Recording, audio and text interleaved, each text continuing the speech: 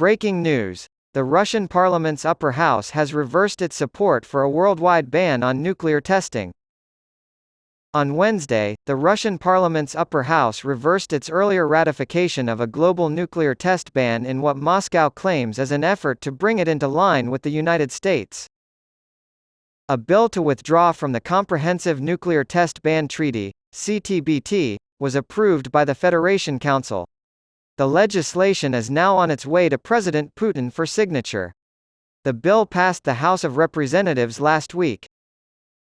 To mirror the stand taken by the U.S., which has signed but not ratified the nuclear test ban, Putin warned earlier this month that Moscow could revoke its 2000 decision to ratify the bill, prompting the vote.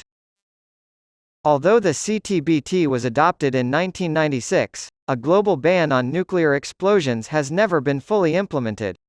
China, India, Pakistan, North Korea, Israel, Iran, and Egypt are among the countries that have not ratified it yet.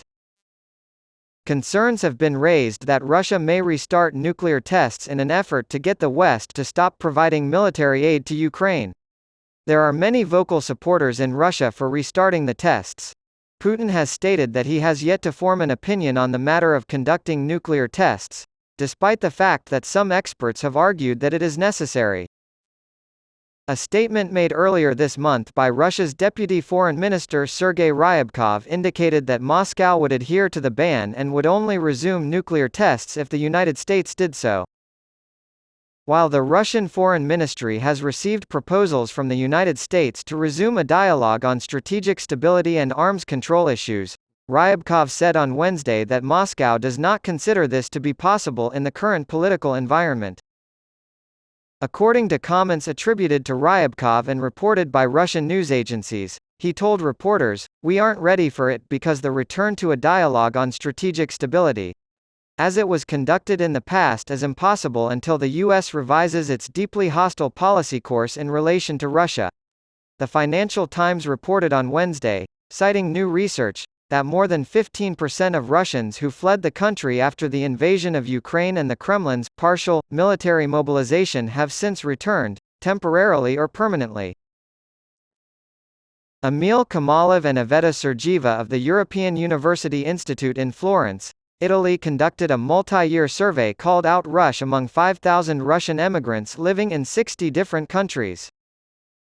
Participants in the survey were disproportionately young, politically engaged, and well-educated when compared to the general population of Russia, according to the researchers. Certainly not an economic migration in the traditional sense, Sergieva told the Financial Times. These are highly skilled professionals in Russia who have recently lost their jobs and social standing. Many people are experiencing a decline in their quality of life as a result of events occurring overseas.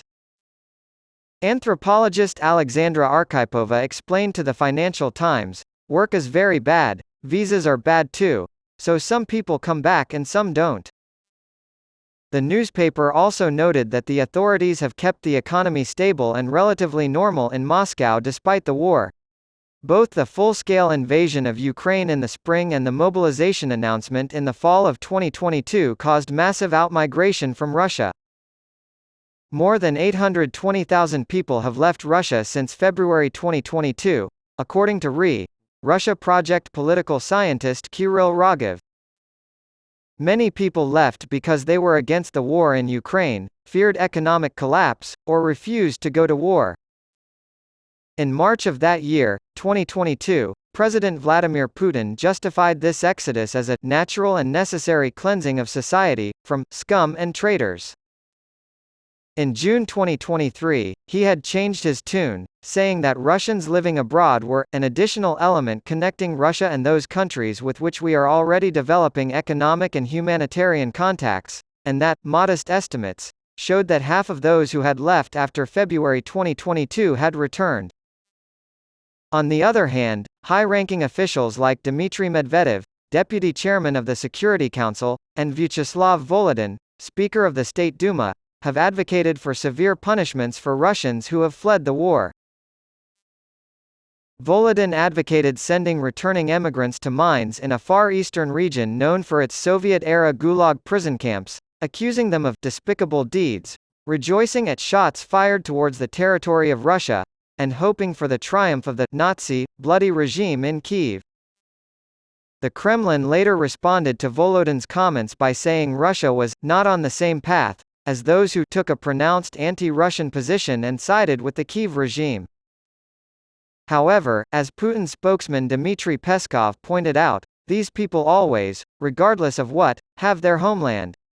Russia is their homeland, and it will always be there for them.